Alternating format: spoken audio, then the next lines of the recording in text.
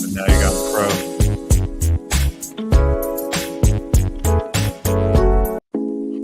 Okay, so we're live. Still hear the audio. All right.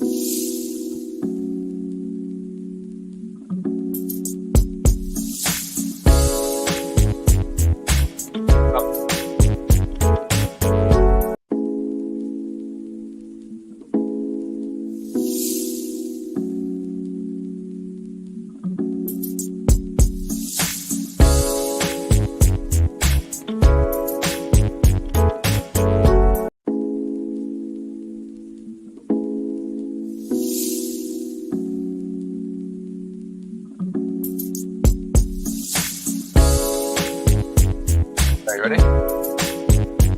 No, just look at the no sheet. Just that. All right. Sorry. But yeah, I'm ready. All right. Hide the startup logo. We'll get started here. Thank you to everybody that's joining. Welcome to this week's show, this episode of Ask Shai. Damien, thank you for being here and joining me. We're slowly building up the show, making it more casual content and fun. So very excited to get into this week. For anybody that hasn't joined any past sessions, a quick reminder what this show is about. And so the goal of the show is really to be a community call. Over time, we're going to grow into much more of a community discussion, building and what's happening at Kalman's Forge, and what I'm hearing or seeing at the space, and have awesome guests like Damien on to help me out in shows like this where we can dig into particular topics and really explore the Web3 and blockchain space, and get to share the awesome stories of a lot of the builders and people that I get to talk to. And yes, part of the slash joke and part fun, as I like to say, the show is called the AskSh.ai. So it's like the Shai. I can't do it right now. It's not rolling off my tongue right. It's the AskSh.ai show. So it's the AI part of my name. The joke is that over time, I really do want to build my body of work and body of content. And I do believe at some point we will be all cloned in some way. You do have the GPT bots now that you can create in ChatGPT. And so my thought is, if at some point people are going to take my material content anyways and create a bot version of me, I might as well do that on my own and take lead in creating my own content. So that's part of the goal of this show, was really to dig into different topics in blockchain Web3, trends that are happening, things that are going on, answer questions from different audience or different people that I get over the week, and really just share more about the space. So Damien, again, thanks for being on, and thanks for helping me put together some of the content and topics to talk about. Thank you for your video on the Simpsons topics there. I think that was a good introduction. Do you want to maybe give us a quick introduction on the Simpsons show, and then we'll dig into the show a little bit here?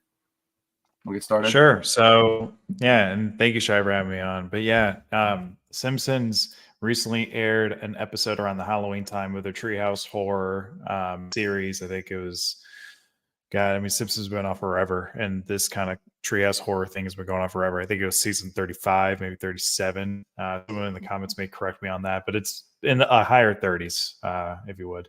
And so in one of their episodes, it was where Mayor Quimby decided to get rid of an art museum, and somehow Bart was able to tokenize himself and had some other NFTs. And this was part of their new art collection into the whole town of Springfield. And so this kind of popularized NFTs into the whole marketplace with everyone.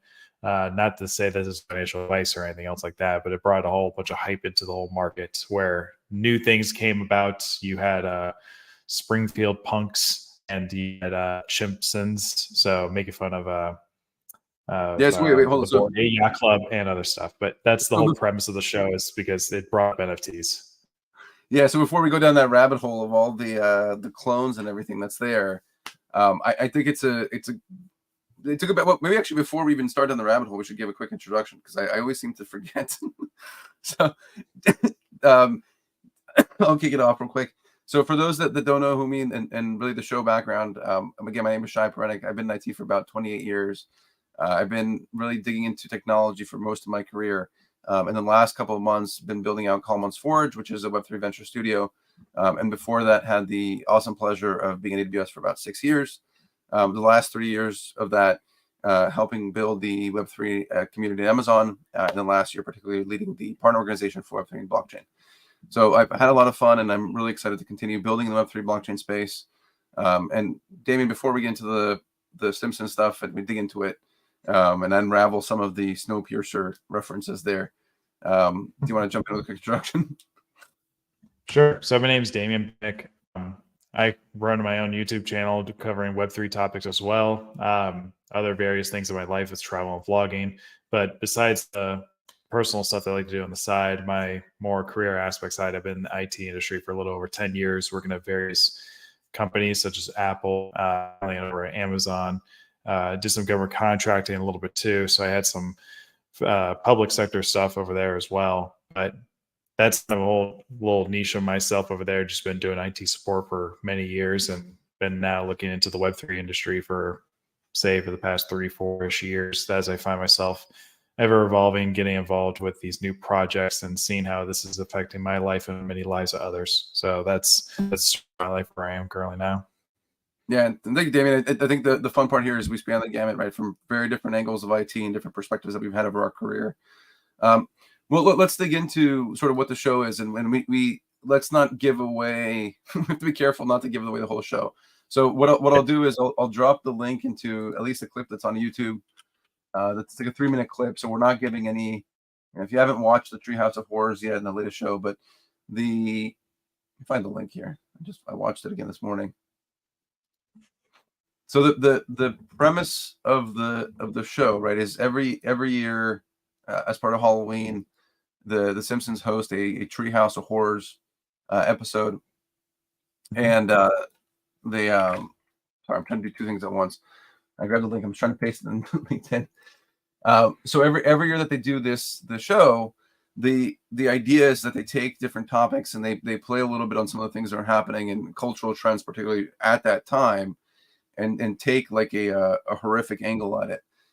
So at the one this year was particularly NFTs, and they poked a bit of fun at the concept of NFTs and Bart basically becoming an NFT. So the idea, and I'll try to figure out how to post a link here.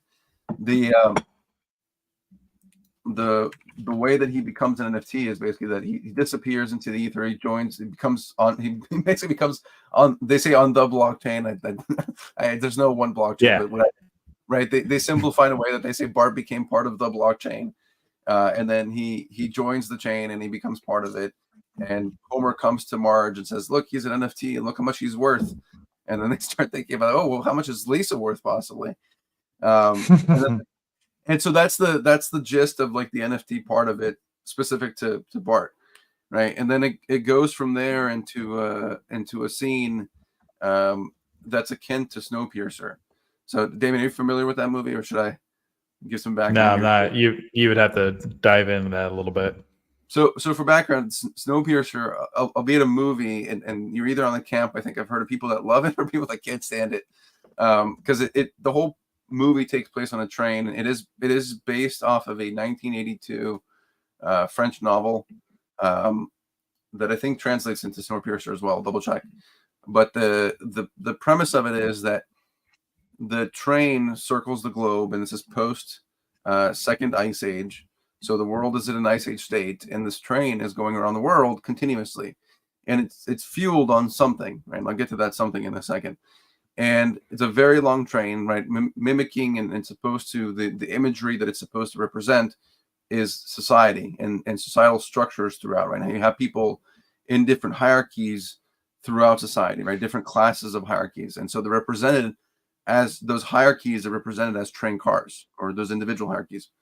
And so the train cars in this train are very long because in theory they're representing different states of society, right? So you have at the very end of the train is like the very poorest of people that are basically living off of the leftovers of everybody else from the front of the train.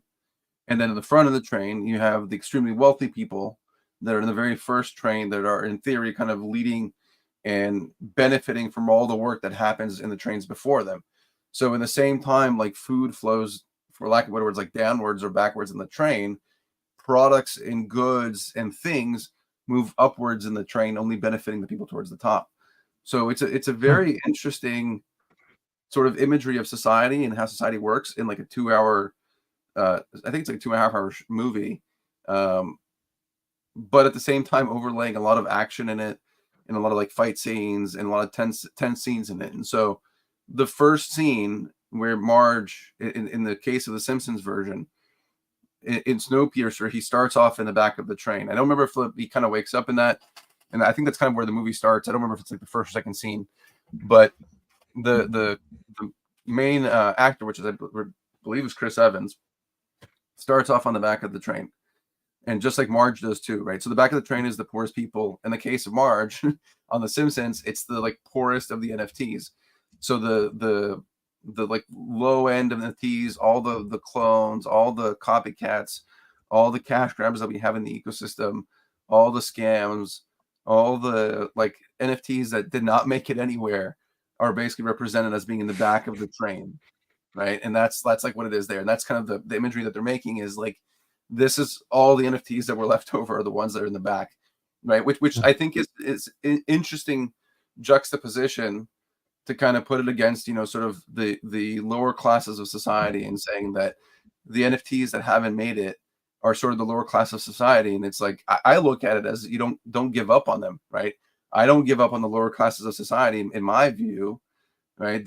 All those classes of society all have a part in our societal structures, and we need to help everybody move to the top or move to wherever they want ultimately. And in the NFT world, it's kind of the same thing, right? That's kind of the imagery I'm seeing there is like, hey, all NFTs do have an equal opportunity. This is very challenging because they're literally all shoved in this last car. So the opportunities are very small because there's just so many people as well. So that's the kind of imagery that I wanted to paint a little bit, right? Because I think while The Simpsons is trying to, it's poking fun, it's making jokes. I love Matt Groening's writing because it's very deep. It has very much cultural thoughts, and it's supposed to provoke that really like thought insight of like what's going on here and how does it relate to society. So that's the intention, right? So I'll pause there before we go on to the next part of the scene there where she goes into the cats. I mean, I that sounds interesting just to kind of think about it. I mean, you make a good point. Like, I wouldn't also want to put myself in the place where I'm thinking down on projects or things that are not like uplifting. Because I bet these people that have these art projects, these NFT projects, have good intentions to what they want to do, but it could just be the end of just how we could see, just like many other things in life, where it just doesn't turn out to be the greatest. And it's something that is like a learning point where like movies flop. There could be house projects that have been built poorly and be demolished and rebuilt again, and all these other aspects. But it's just something to kind of consider too. It's just like, why were some of these projects kind of not living to what their potential were? Like, it could have been just during the hype train of just everything being built and everyone's kind of going through it, or was it just like the leads or the creators of the projects didn't really believe so much into it? But we could dive into that a little bit later. But I just wanted to kind of sit out that little nugget to people. No, that's a good point there. I mean, I'll take that nugget and I'll say like that's the challenge, right? If we take that metaphor of the train car, right, and the train car can only has a certain size, right? That's also the size of the market, right? There's not an infinite amount of money that's available, even in a bull run at any point, right? There's only going to be a certain amount of money that's in that pool, and so you have the good projects and you have the crap ones as well, and they're all blended in that same market, right? And it's like, how do you stand out, right? And I think that's kind of what you were saying. That's what I really took from that is like the challenge that you're talking about is like standing out. How do you ultimately make yourself and differentiate yourself from the bigger pool that's there? So I think that's a good point to dive into. Maybe that relates a bit to the second part of to the second set of the car, because what happens in the second car, right? I think maybe relates to that, right? Because what we're talking about is how do you stand out, right? So in the second car, well, actually, but that's it. Before Marge goes to the second car, she ends up accidentally killing the Humpty Dumpty like NFT, basically by sitting on it, right? It's a funny scene, but the relationship in Snowpiercer is that also happens. There's an accidental death. I won't give it away because it's important, but there's a similar accidental death, and basically that act of killing somebody, even though it was accidental, is what gives her the sort of movement to that next stage, right? It's sort of that recognition of like, hey, move to the next stage. And the way that they show it in the episode, which I think is really funny, is that the value of an NFT goes up, right? She like disappears, goes into the second. She's like, what happens? And her NFT goes from like being worth like, I think it was like 8 cents or something, or like a penny, to being worth like $17 or something. And so now she's in the cat room, which is the next stage. It's the next train car, and her NFT has gone up in value because it's perceived that she's a higher value in society because she's killed somebody. It's kind of like the metaphor is a bit to the perception that like her life is better than somebody else's, and that's why she gets to move up in the train. It's the deeper commentary again comes from Snowpiercer, of sort of the people on the top being the arrogant perception that they can do anything, they get away with it, and anything that they do, even if it's bad, like killing somebody, ultimately is for the greater good of society. And it's like this blanket rule that's applied at the top. In Snowpiercer, I'll stay away from political comments for a second, but in Snowpiercer, the comment is that at the top of society, right, anybody that's there has almost like a blank check to get out of anything. And so anything that they do is framed in a way that's beneficial for the society. So even though Marge kills Humpty Dumpty, the value of her NFT goes up. The floor, in theory, of all the NFTs also goes up. So it's like better for the greater good of society. So that's why she gets to move forward, right, in this NFT train. It's funny when you look at it from the NFT side, right? It's kind of sick a bit when you look at it from the human side. That's why it's a bit weird to draw the parallels there. But again, I love Matt Groening's writing. So when she's in the second train car, she realizes that her power comes from this ability of if she controls the killing, she can, in theory, then gain points and move up. But she doesn't have to really kill. She just has to give that perception of it. Again, it's the same thing in Snowpiercer. So she starts attacking all the cats and starts ninja chucking all the cats and stuff. And it's funny. But again, her NFT value goes up when she's eliminated all the cats in that car, or in theory scared them out, and then gets to move to the next train car. And that's kind of, I think, where the clip leaves off. So I don't want to give off too much of what the rest of the episode's on. And honestly, I want to dig into it more too, because it's not what it comes off at first take. You have to kind of watch it a few times, I think.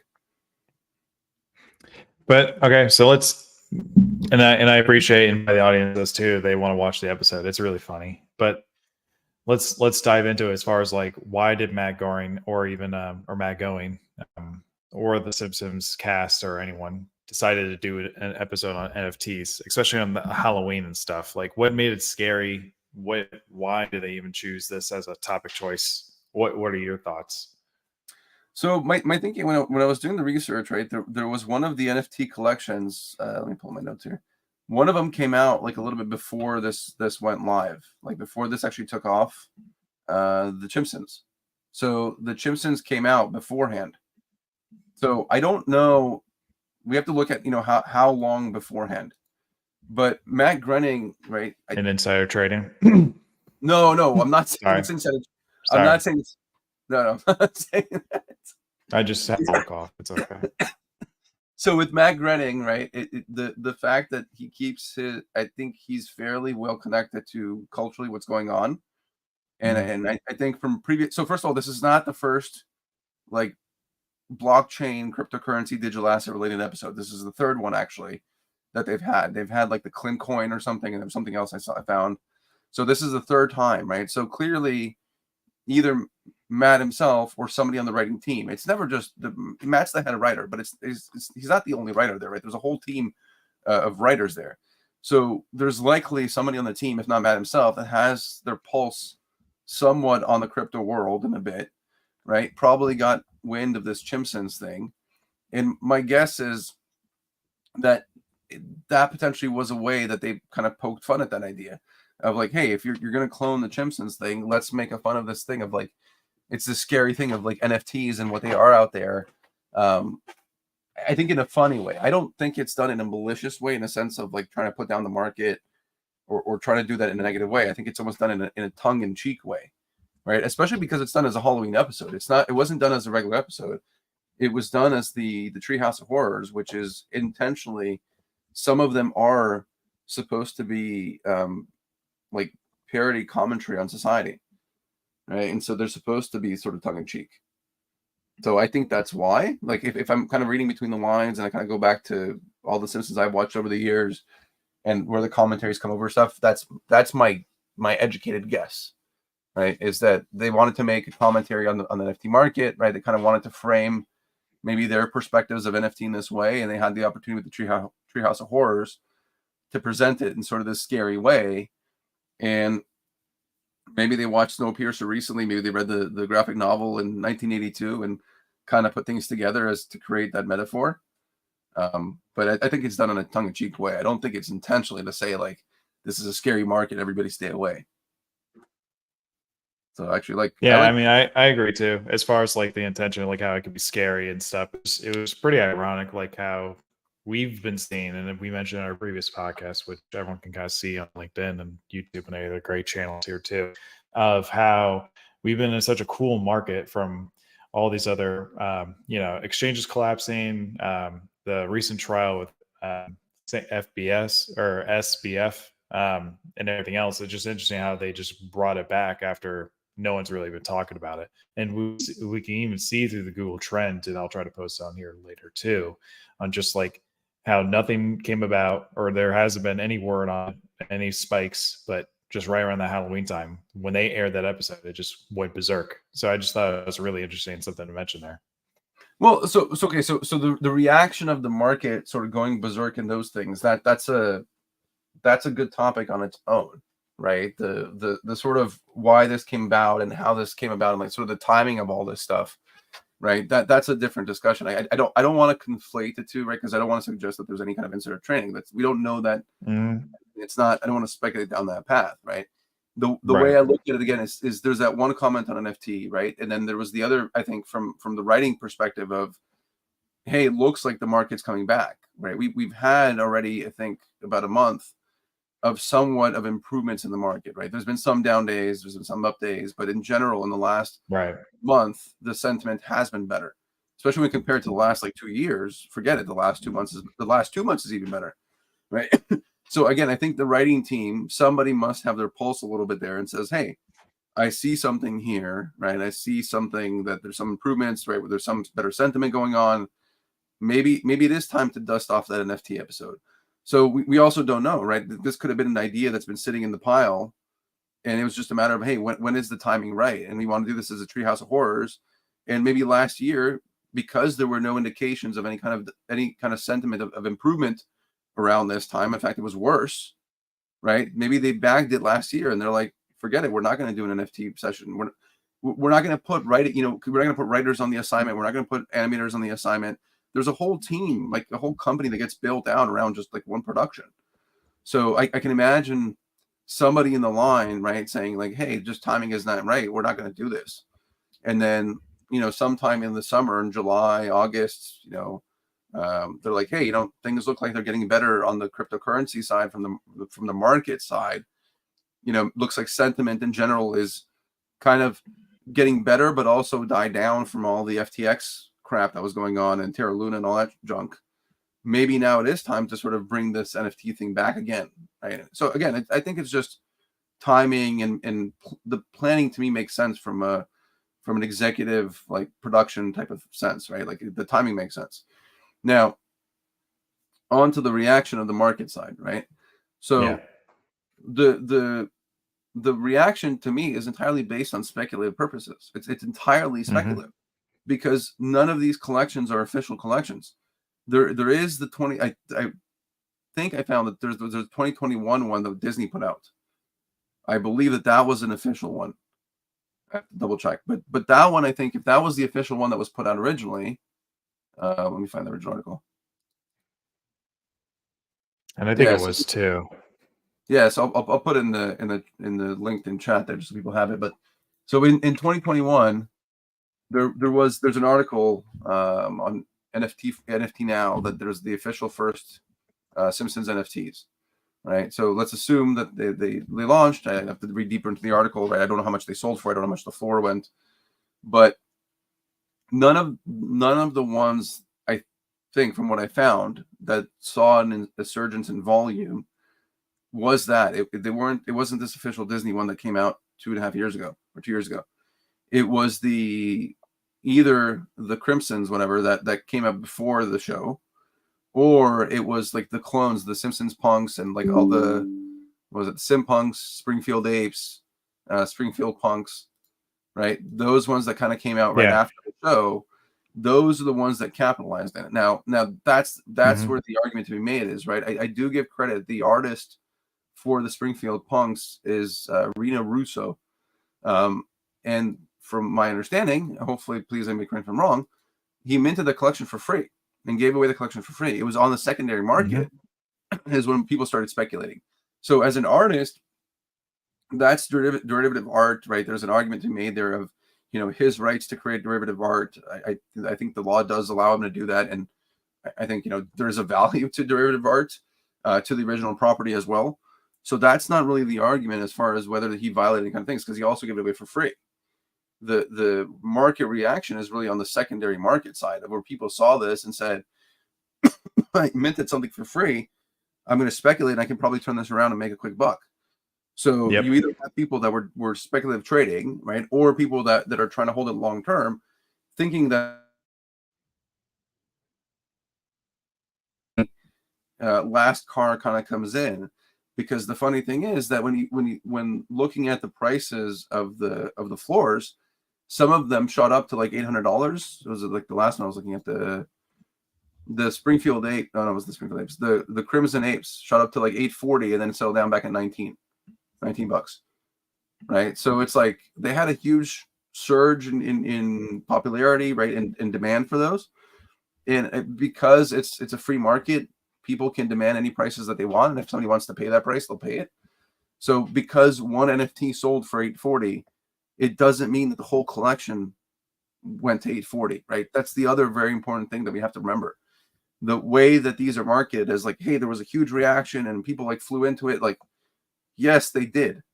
But when you look at the volume and where that volume was, and I need to do a little more digging, but the volume looks like it was generally closer to the floor. There was a couple that were sold higher in the pricing range, right? And if that's the case, then the price we should be looking at is really the median that it came to, right? Not just the one sucker that paid like $800 for, because the outlier.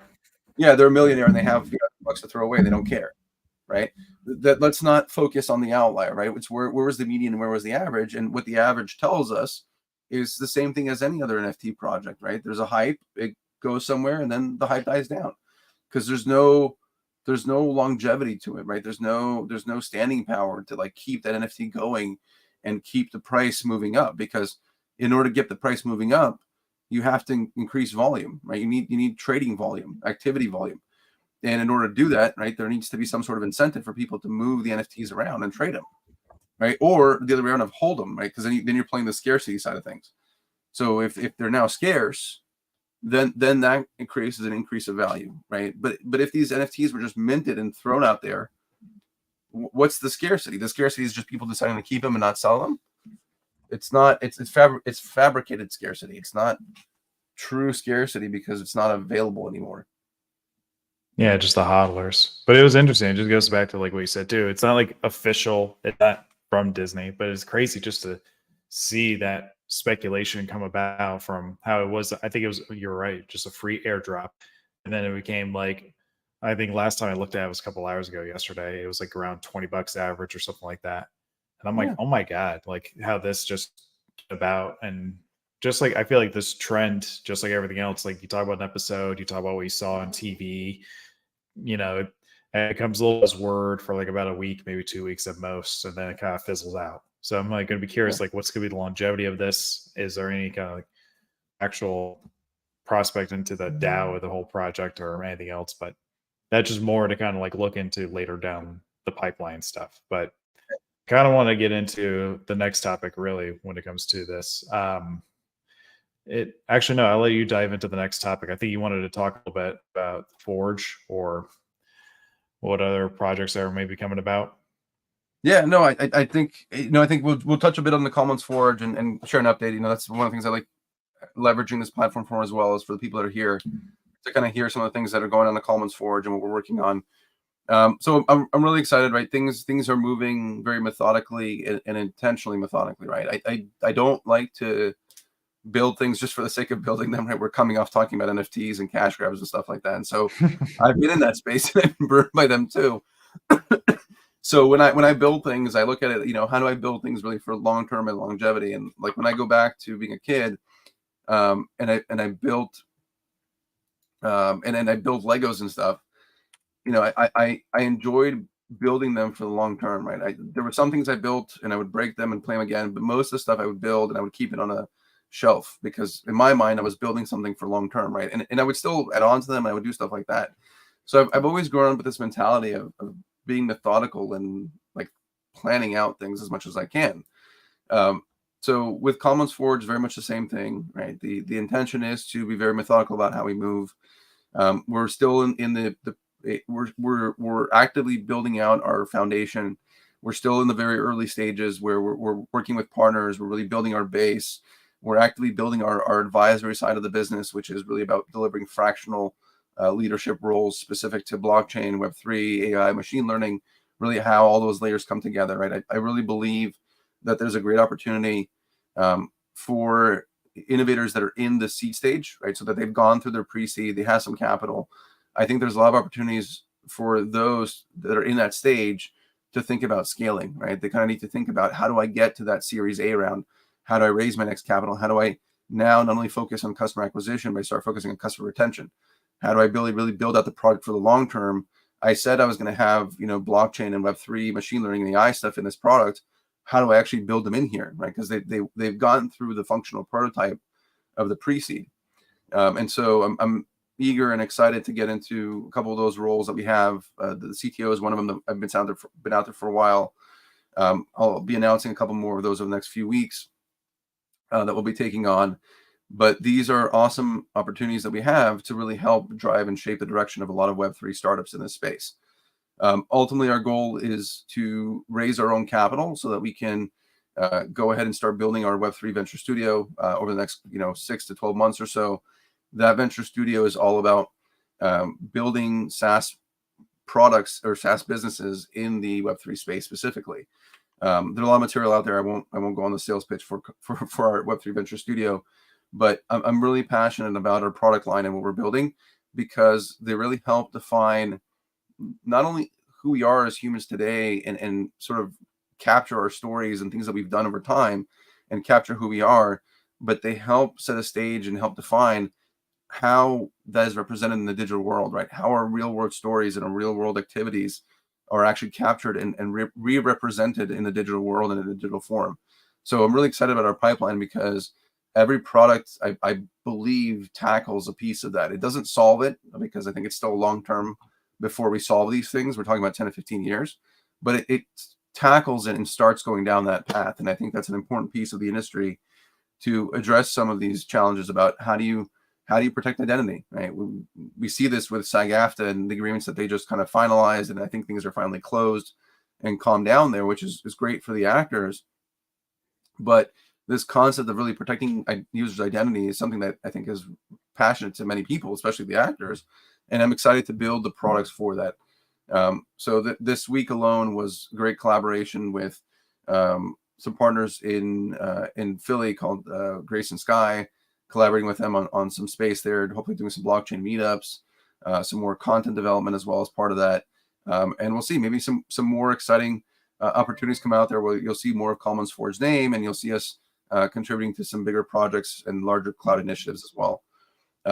Also had a great discussion yesterday with the Kai, who's one of our early partners in New York. That was a great chance to meet up with the team there and really discuss on how we build our partnership together. And so I'm really excited at what's happening. You know, things are moving along, like I said, steadily, methodically, the way it should be. So that way, when we get to the venture capital stage, we get to the venture studio stage and we're building, we are not entirely reliant on outside funds, and we can build a lot of that on our own. So that's ultimately where we're at today, and I'm really excited about what we're building again. And then just excited to build our partner ecosystem. So get a drink of water.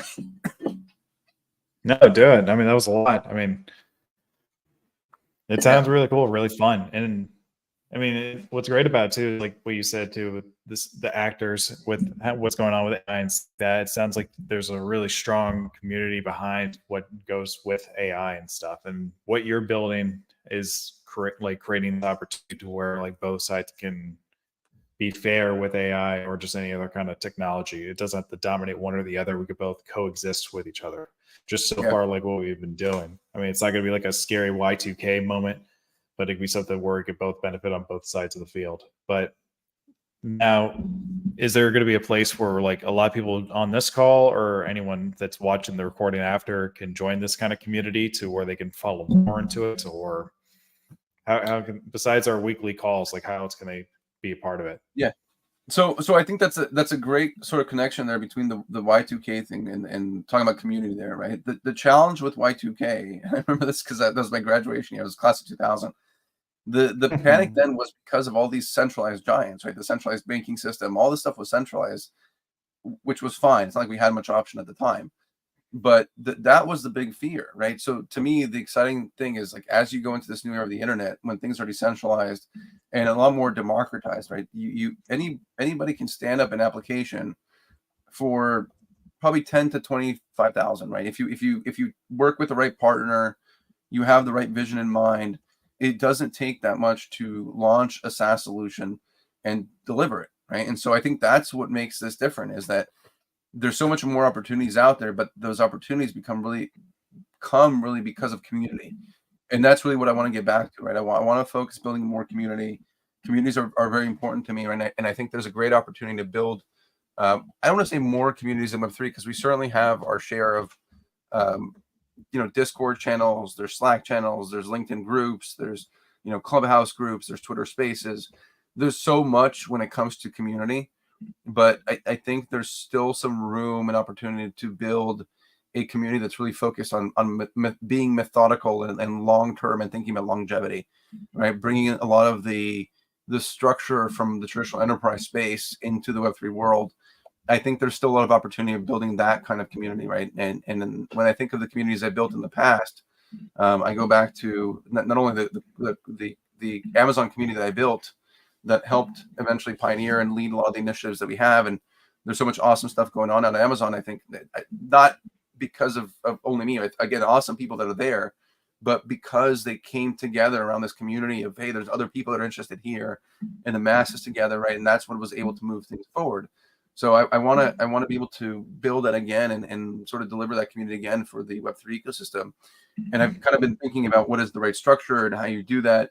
And so we're going to work on really opening up our Slack community because Slack is really the more sort of the enterprise, right, more structured way to do so. Discord certainly has its value. I get its place in the Web3 community. That's fine. But it's not a professional tool. It is a gaming tool, right? And if we're trying to bring on professionals into the space, we're trying to bring people that are not Web3 natives, right? That live in the Web2 world, right? They're still getting used to tools like Slack. And so we can't go now and tell them, hey, you have to go completely off the deep end and go to Discord. And so we have to find some sort of a happy medium. And I think Slack is a great solution. It's something that's used in a lot of enterprises and workplaces. So it's accessible to a lot of people. And so we are going to develop ways to open up our Slack channels so that we have more open-ended discussion. We get more people from the community coming into our Kalman Sports Slack channels. We're going to work on ways to also have more community calls. Damien, thank you for joining the session.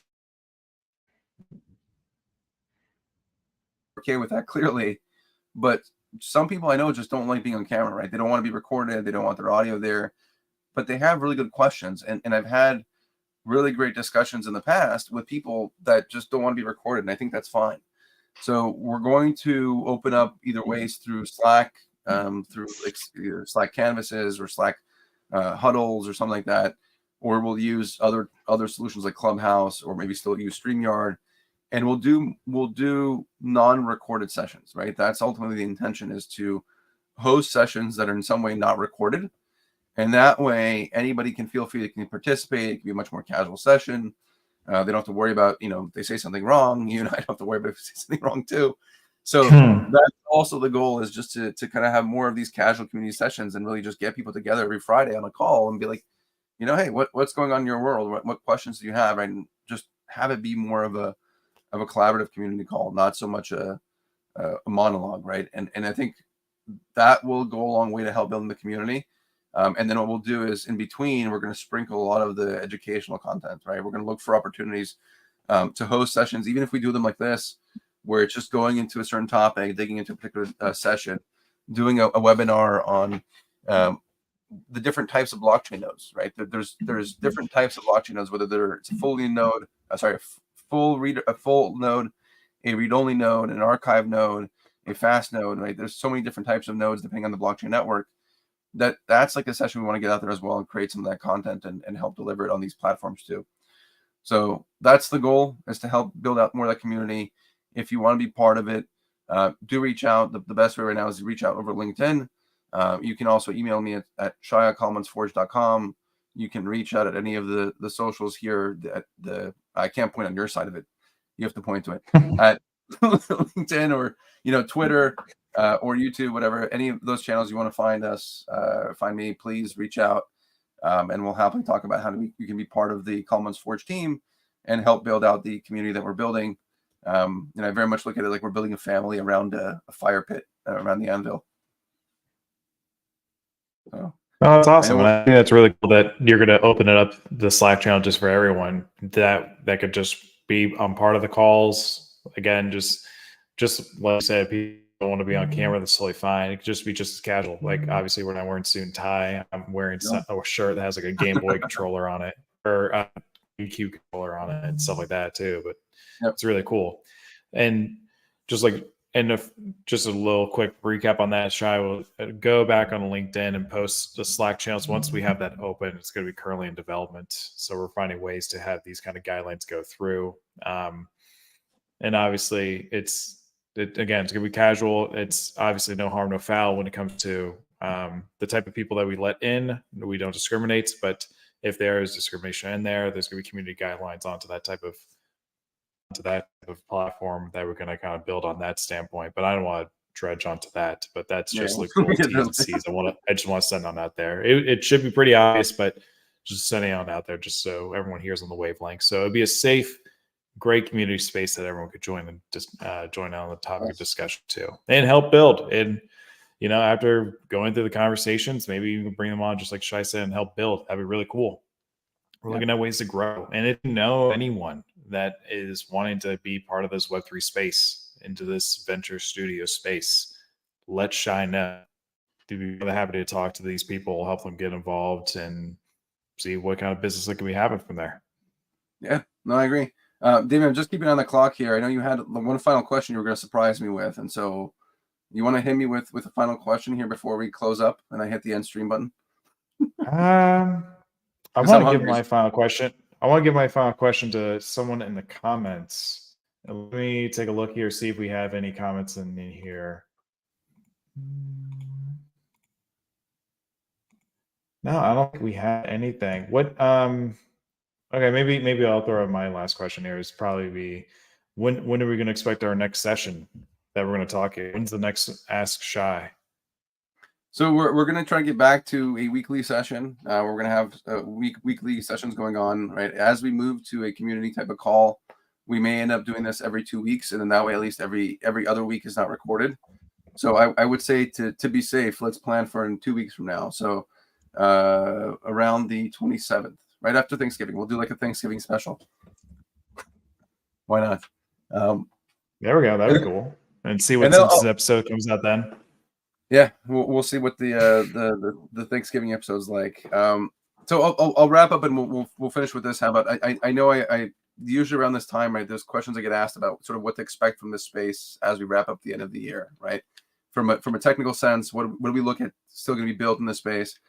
I think the challenge to remember is a lot of the world shuts down, for lack of better parts, when you start getting into like mid-November. So like in a couple of days from now, around the 7th till like the 1st to the 4th or 5th of January, right? It doesn't mean that nothing happens. It doesn't mean that people don't go heads down and code. But that being said, a lot of just communication channels start to break because somebody's out on vacation, somebody's out with family, somebody's, has something going on that day. So it's just a natural part that happens over this next month and a half. And so the way I like to look at things as well is, what does that mean for the Web3 space? It means likely that there may be less transactions, right? There may be less activity on chain because people are doing other things. So as the Simpsons episode kind of showed us, and it says in the very beginning of that clip, the crypto market does in a sense sometimes run on FOMO. That is what the front of the train is about in the crypto world. It's about that FOMO. For now, while this market is so immature, that is what really pushes these big movements in transactions or price, and then subsequently the pricing as well. So the idea is be cautious in the sense of, is that transaction volume, right? I'm not talking about trading volume, because trading volume comes from on-chain transactions, right? If there's trading happening on a blockchain network, that's a blockchain transaction. If I send Damien $1, if I send Damien $100 or $1,000, that's a blockchain transaction. Taking donations. Yeah. Sorry, So go. again, yeah, the donations, perfect example, Damien. We're coming up on holiday season, right? If the crypto markets are up and things are looking positive, companies start taking, charities start taking crypto donations, right? So all these lead to transactions on chain, and be careful that you don't get yourself in a speculative seat where you're following people that are saying that those transactions are chain, are purely DeFi and volume and directly correlate to a rise in price. They don't, right? They just correlate to a rise in volume. The question is whether that transaction, the volumes, is specifically related to financial type of transactions, right? In DeFi, right? That's the important part to ask yourself. So if you are looking in the right places, right? If you understand what you're looking at, you're looking at the protocol.